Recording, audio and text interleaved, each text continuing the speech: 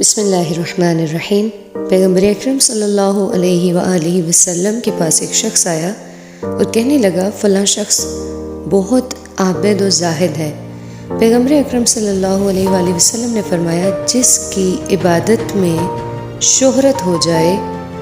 تو وہ شک و تہمت کا باعث بنتی ہے۔ آپ صلی اللہ علیہ وآلہ وسلم نے فرمایا لوگوں میں سب سے زیادہ عابد وہ شخص ہے جو اپنے فرائض کو ادا کرتا ہے، اور لوگوں میں سب سے زیادہ سخی وہ شخص ہے جو اپنے مال سے زکوٰۃ کو ادا کرتا ہے،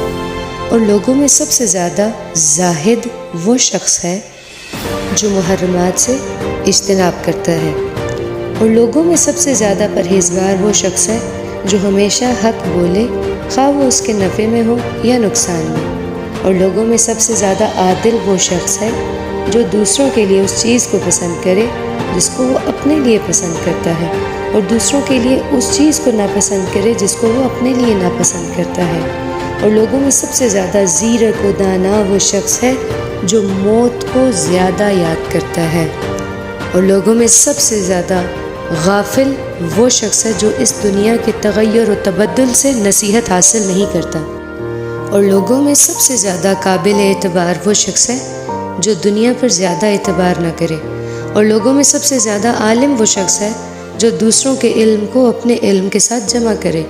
لوگوں میں سب سے زیادہ بہادر و شجاع وہ شخص ہے جو اپنے نفس کی خواہشات پر غلبہ حاصل کرے۔ اسی لیے آپ صلی اللہ علیہ وآلہ وسلم نے فرمایا کہ بہادر اور شجاع